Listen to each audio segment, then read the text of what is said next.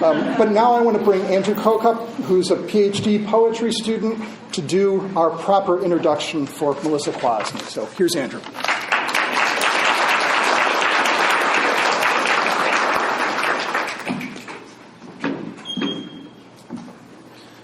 Good evening.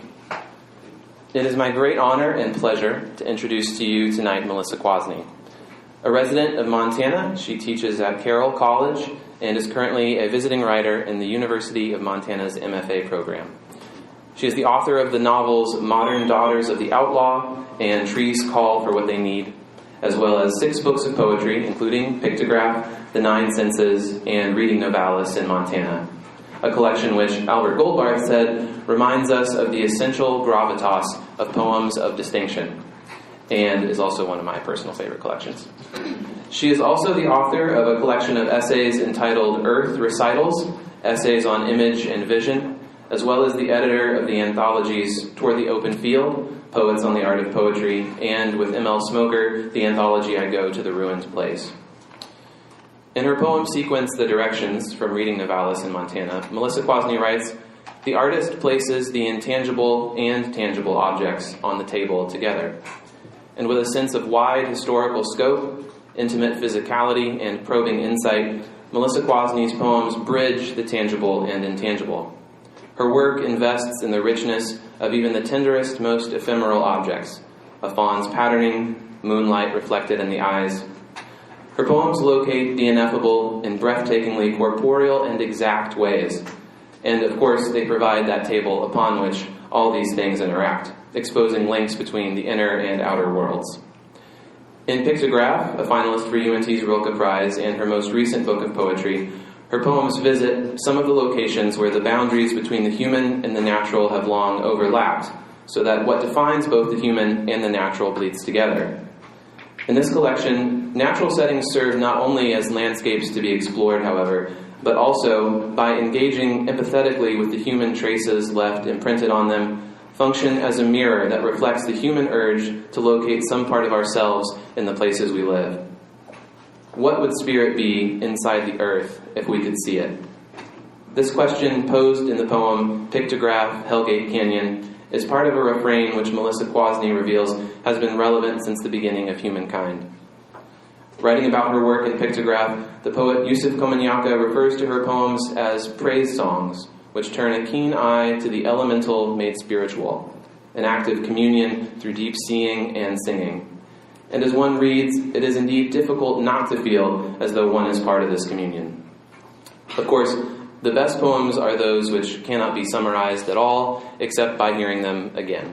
So, without further ado, please welcome Melissa Kwasny.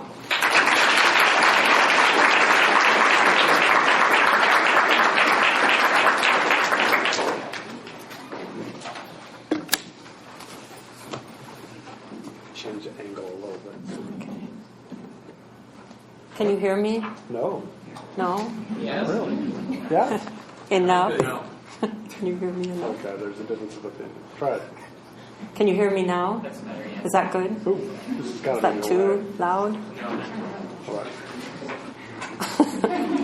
Very close. Okay. Thank you. Thank you for coming. Thank you for all of you being here. I'm so honored to be here. I was honored to be a finalist for the Rilke Prize, and now I'm doubly honored to be asked to be here. And I want to thank Corey Marks and Bruce Bond for inviting me, and also for Lisa Vining, who has been just shepherding me around in such a careful way. So thank you. Hey, happy International Women's Day.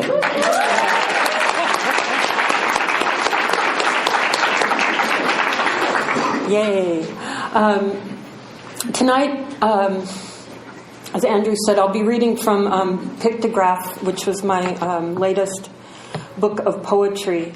And this book came out, I was telling a class earlier, or a lot of students, that this book came out of an obsession.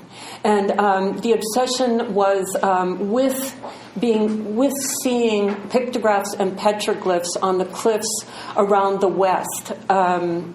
even though they appear all over, but that's where I live. Here's an example of one of them, the most common pictograph around the world, which is the human hand.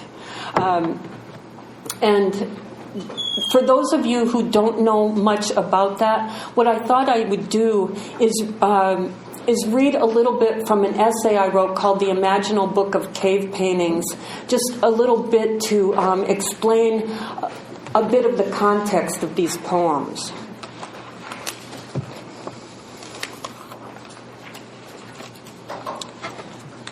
And this is from my book, Earth Recitals. According to archaeologists, as of 1995, 626 rock art sites have been recorded in Montana. These sites consist of pictographs, paintings on rock surfaces, and petroglyphs, images that are etched or pecked into the rock. The oldest known pictograph on the Western Plains is an image of a black painted turtle on the back wall of Pictograph Cave outside Billings, which produced AMS dates that averaged 2,145 years before the present. The oldest petroglyph site nearby is in eastern Wyoming, where a hunting scene has been dated as early as 11,000 years ago. The images range from simple handprints and finger marks to elaborate anthropomorphs and zoomorphs, figures that resemble humans and animals, respectively, but which also display decidedly non-human or non-animal characteristics, such as having no arms, or many arms, or no head, or the head of a bird or a beast. Nested arcs, hand smears, spatter marks, knotted chains, concentric circles, gargets, handheld wands, pubic fringes. The rock surfaces house a world of imagery with an archaeological vocabulary all their own. Montana, of course, is not unique. People have been pecking and painting images into rock all over the world, with Australia having the longest continuous tradition, perhaps over 40,000 years old, and an engraved piece of ochre found in a cave in South Africa that has been dated to 77,000 years old. Isn't that amazing?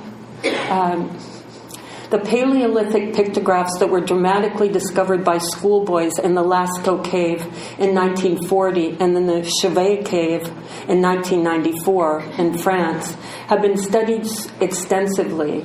In the Mojave Desert, petroglyphs have been found that have been determined with radiocarbon dating to be between 16,000 and 11,000 years old, easily rivaling the antiquity of Lascaux. Many years ago, I heard an interview with the writer N. Scott Momaday, who, when asked his definition of sacred land, said it was land made sacred by the acts performed there. It was land consecrated by human ceremony. Pictographs and petroglyphs are often found not only in the most spectacular settings, but are also located in isolated, even almost inaccessible places. That what is called rock art was used to ceremonialize these sites is clear. Entire cliffs can be found washed with red ochre first before any images were drawn on them. There is evidence that people did not live in these places, but rather traveled to them, sometimes carrying pigments mined hundreds of miles away. The amazing fact that these sites are everywhere, that most of the time they exist unprotected, even painted over or scratched with graffiti, makes me think that most people see them as we see rocks, trees, animals, and plants. That is, we don't really see them. They recede into the background, the setting against which we live our lives. Yet like an earthquake rumbling below the surface, like weather or the moon, the fact is that they do exist, that we in the West live here, surrounded in our canyons and mountains and watersheds by a visionary record, as well as a record of the visionary. The poems in this book aren't really interpretations of these sites. There are lots of different interpretations. And they're not descriptions. They're kind of a record for me of my interaction with them. So I'm going to start reading some of them. Most of these are found on dramatic rock surfaces, inside caves. Some of you probably have seen them.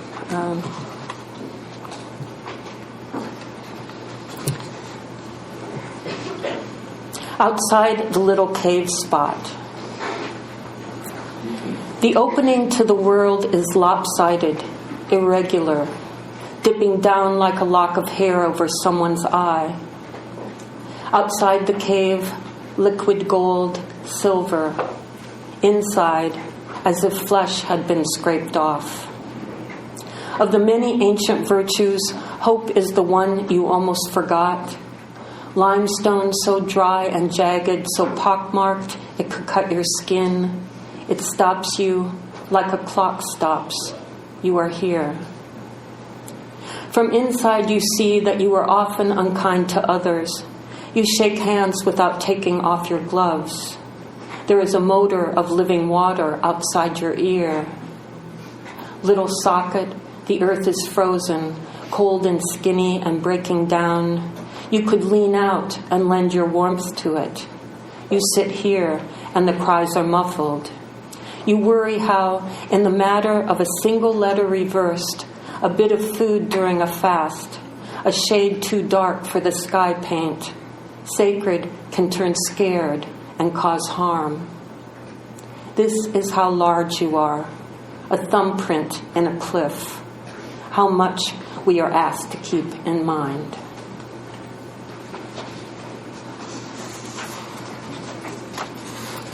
Pictograph, avalanche mouth. It's actually the name of a pictograph site, the mouth of an avalanche. Pictograph, avalanche mouth. We didn't know what we were seeing, and so saw less, red lightly painted over the surface. They showed themselves like the animals do, only in certain light. It was an empty place we visited, and then they filled it.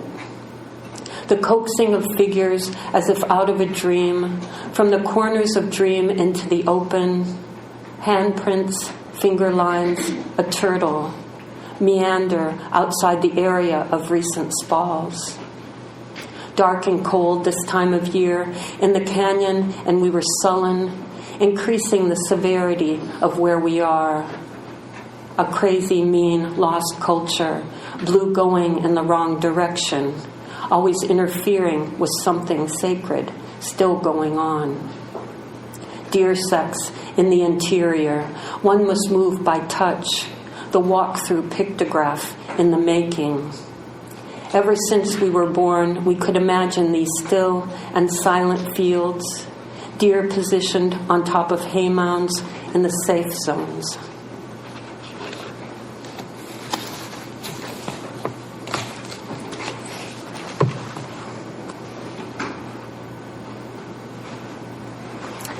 Pictograph, possible shield-bearing figure.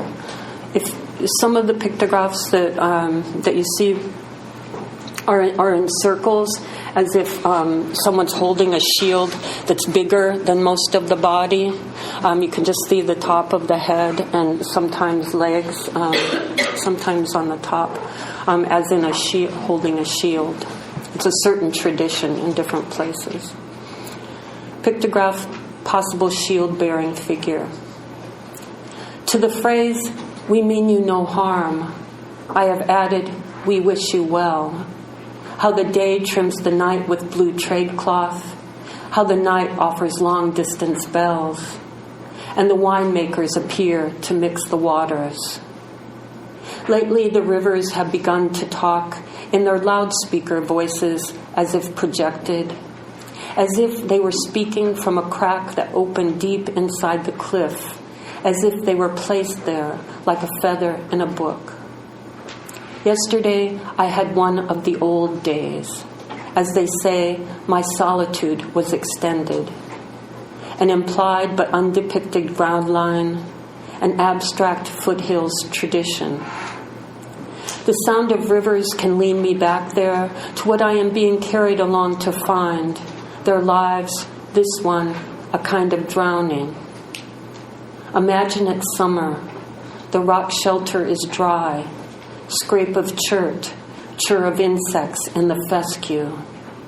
The earth alive in ways I am not. Dead in ways beyond my reckoning.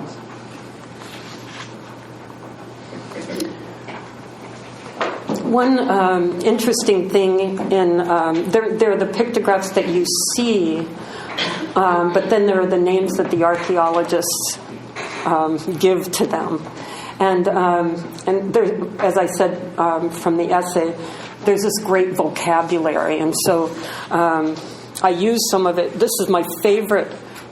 Well, this is my weirdest title I've ever had for a poem. It's called Pictograph, Bizarre Anthropomorph, Often with Interior Body Decorations. Isn't that great? Just when you want to read a poem like that, just, wow. But I really just stole it from the archaeologists. Okay. Note left foot with interior spiral. Note the torso, storehouse of resins and gums. We have been here before, counting as we step down, counting, tool of the magicians. Perhaps the Hopi are right, that we emerged from the earth like bears. Perhaps that is why we carry the earth jars inside us. We recognize our companions as they pass on the left by drift of sage and iridescence of throat armor. The gay men have cues, a plain or plaid bandana in the front pocket or the back, as the gangs do. Erratic, the field of our remains. A scientist on the radio says that, contrary to past belief, the damaged brain can learn to heal itself. We can take back our pogroms. We could pray the blind to see. Perhaps two leaders, enemies, who will stop now. Thoreau died whispering Indians and buffalo, it is said.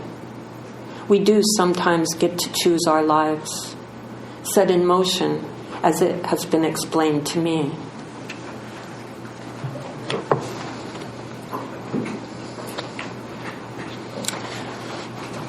One thing that I learned as I was working with the pictographs that I saw is that everything kind of turned into a pictograph. So it wasn't just the ones in the caves or on the rocks, but pretty soon walking down the street and you see a shadow and it's a pictograph, or you see a cloud and it's a pictograph, and then pretty soon everything seems to be kind of chime stones going on that you everything comes alive and in an odd way, in a pictograph way. So this is called the cloud exercise, and everybody does this, right? You look at the clouds, and they as you're watching, they form things, and you speak to them, speak to everything. So this is the cloud exercise, and it has an epigraph by one of my favorite poets, René Char, and this is translated to English. An earth that was beautiful has entered its death throes, beneath the gaze of its fluttering sisters and the presence of its insane sons. The cloud exercise. Darkened slate and gray skies plus leaves equal blue. What is the wind dog? Flowers with rain, rain with flowers. We were reading about the pictographs. We were entering the clouds, our dear fluttering sisters. Do you remember the black-necked stilts, their pink legs knee-deep in spill, their nights so active, so down to earth? The clouds in their attic bedroom filled with lightning.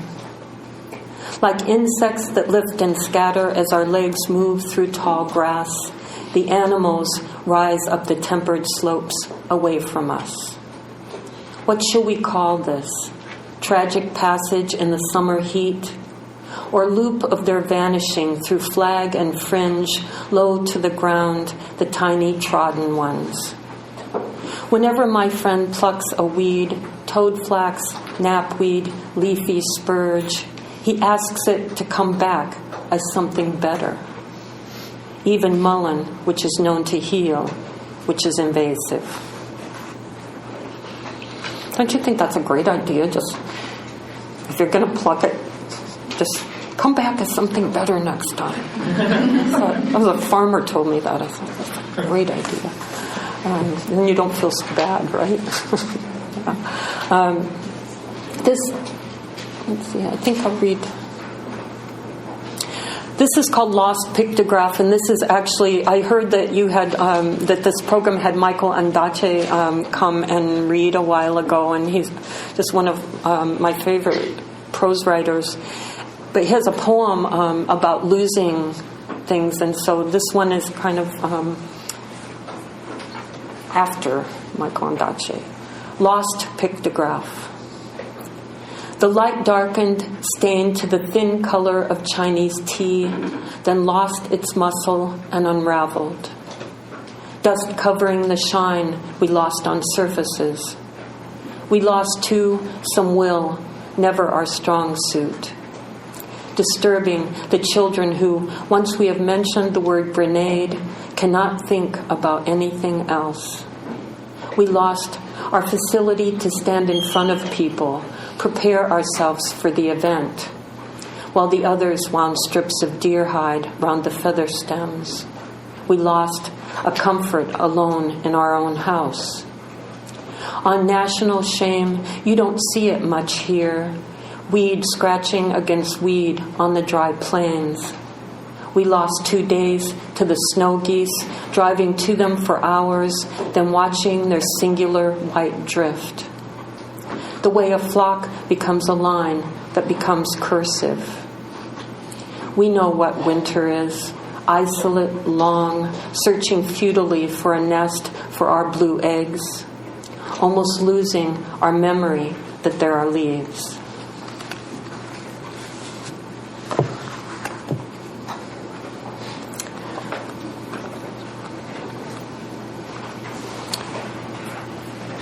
This one, my book before this is called The Nine Senses, and the idea for the title and for a series of poems in it is that I was reading Henry Corbin about who's a Sufi scholar, and he was saying that the Sufis have 9 senses instead of just the 5 we know with smelling, seeing, touching, tasting, hearing, but that there were 4 more, and they were, let's see if I can remember, telepathy, which is being able to sense, actually go somewhere else, telekinesis, which is sensing the movement of something that you couldn't possibly sense,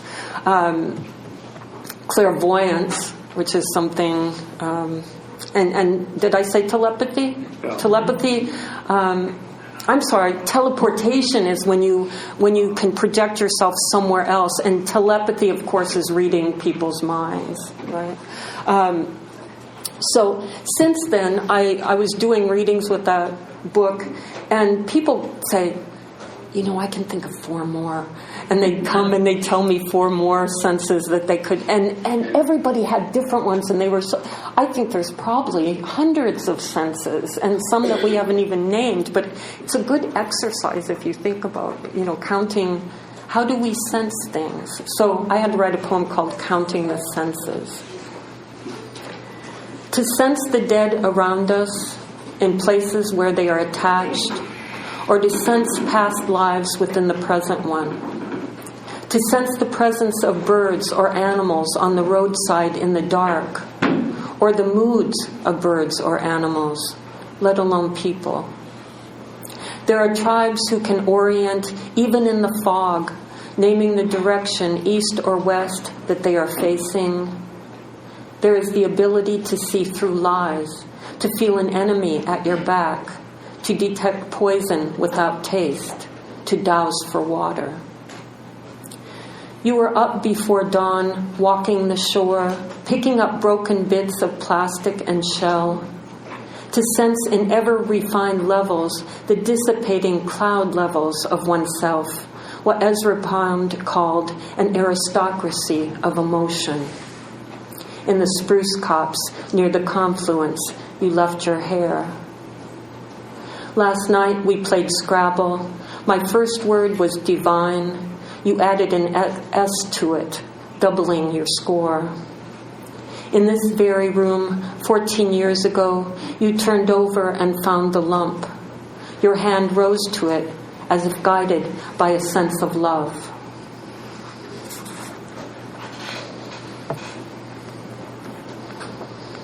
And speaking of sensing the dead, which is really part of going to a lot of the pictographs. Eventually, you're going to places where people have been, and you sense their presence as you do in any piece of art. So the last section of the book kind of speaks to questions of time. Questioning the dead. Look how they go on without us, how they already existed when we arrived. On the other side, I have learned to say, but they're not somewhere else, they're here, in the green haze about the limbs, between me and that row of cottonwood barely budding. Like the culvert I came to yesterday, the backwater still, I saw what I usually see, the shoreline, the surface, not the upside-down trees, which then swayed into being, though darkly. What is the nature of the eye's adjustments? Take this valley, for instance. Where would the dead be? If I hung cloth on the limbs, would they lift it? At what stage do we lose our precious names, our symptoms, our traceries, our handicaps, our turns of phrase, the shadows we lug everywhere like an overfull valise, earth, the cool clay tablet where we set it down. I have been wrong to confront them so directly, to stare into the photographs of their battlegrounds.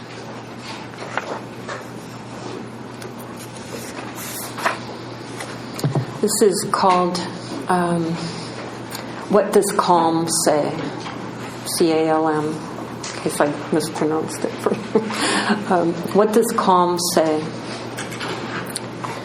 Spring snow comes softly into the tiny mountain town from the canyons which have already turned opaque. A church bell is ringing anachronistically. No suicide bombs, no gang rapes, no nuclear winter, no drone strikes, no polar extinctions. Just a village buried in inconsequence, as if it were a dream we can't re-enter. In the beginning, the authors say, the world was black and white, before the clay wrapped itself around itself, forming an inside and outside, hole in the bedrock where the water breaks. Dear sister outsider, Our Lady underground, atmosphere, a ripped frock, the shade of swans. We know that the soul can become unbalanced, out of tune like a guitar, that snakes and rats will leave their holes when they sense disturbance in Earth's core. What does calm say, sinking into its dark-skinned ditch? What does peace say in the continuous line-making of its horizons? What does oil say, the figure we have chosen for our voice? And I'm going to read one last poem from this book. This is called Petroglyph Castle Gardens. It was the last place I went to while I was writing this. It's in the middle of Wyoming, and it's just, there's 100 miles of sagebrush in every direction that you go, and nothing else around, no towns or anything. And then you can see the mountains in the distance, and right in the middle is this big limestone outcropping, like these cliffs that maybe are not even the size of this room, and pure white limestone, and there are all these pictographs painted and petroglyphs etched on them also. It's called Castle Gardens because whoever named it had to name it for something, from a different culture than which made it. Late morning, strange, a kind of music. I was in love with earth again. I wanted to stay forever, as with a person. Corridors of sandstone, the white-orange rose, a flower batter poured into sloping pans that overflow into a sphere larger, more varied than we can travel. There was color where there is no color, inside the abraded circles and incised lines, only a fugitive green or violet resembling fresco, like the wash of lilac through the mind when one says lilac. Or shadow limbs between real limbs a painter sketches in space only to suggest the complications of lineage. Because there were no horses yet, the walk must have taken weeks, 100 miles through sage and rabbit bush, far from water and trees, the ground friable, like stepping on wetted ash. They must have set alive a fragrance burning, to prepare their ancestral homeland, to pace themselves inside the dream, that we might have at one time added something to it. I'm just going to read a couple more poems that are new poems. I have a book coming out in the fall called "Where Outside the Body Is the Soul Today," and it's comprised of one long section of just letters to the soul. Isn't that corny? It's a challenge to write a poem like that, right? And so there's a series of prose poems called that, and then there's another series that came from an epigraph that I used in the Nine Senses, which is from Henry Corbin, that is talking about the earth and saying that if we really want to understand it, and I'll quote him, "It is much less a matter of answering questions concerning essences, what is it, than questions concerning persons, who is it, or to whom does it correspond? For example, who is the earth? Who are the waters, the plants, the mountains? Or to whom do they correspond?" So that's a paradigm switch, right? To go from what is it, what is the river, to who is the river? What is the mountain, to who is the mountain? So I ended up writing these poems that were people poems, and I'm just going to read you a couple of them. This is called "The Deer People," like not dear mom, but like the deer that have 4 legs. The Deer People.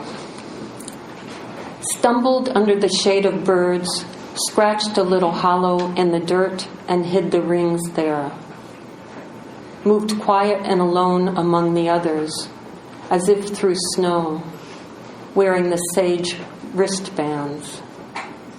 Considered sunshine and its synonyms, considered its antonym, the ebbing tide, spotlit, entered from the wings.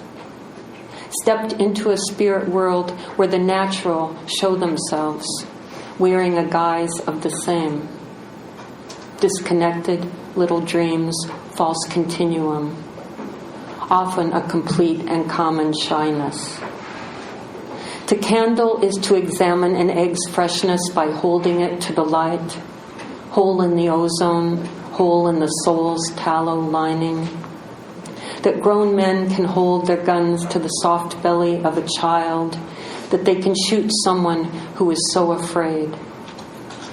The violence we have allowed to blow through us, locked bedroom door bucking in its casement. Considered peace and its synonym, the white-tailed doe and her fawn cross the field of the mind meadowwise. To ask a question is a promise that one will listen. How the fur is in the fire, wind in the windrow. Saw not particulars, but glow, fed off the nose, cleared the air of all but the smell of clover.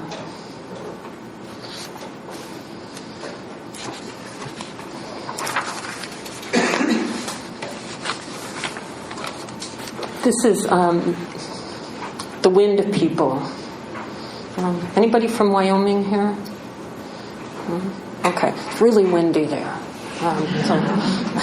And also, I was moved by the wind that is also blowing right near the border there at the Battle of the Little Bighorn. If people have you been there? Yeah, it's a very haunting place. You can hear things in the wind. Wind people, like the buffalo, are indigenous to our plains and demand the same fate, the same reprisals. Burial after burial, incremental, so that often we are too late to attend them. But the sound of grief breaks, the whimpering begins, the build-up, the acceleration. Every known culture has taken upon itself naming of the soul, usually in words for smoke or wind. It slows us down the road in its direction. Tourists return from the famous battlefield, chastened. Where do the ghosts go? Are they shouldering these gusts or slipping our senses? Do they bunker floor length, stooped over us but lost from our thoughts? Who is it that manages the heavy lifting? To lament, honor, feel shame. The composer asks if there is a word that includes both apology and praise. Confession, perhaps, a plea for absolution. An open screen. The hope, the shape of our violence, somehow heard by us. Thank you.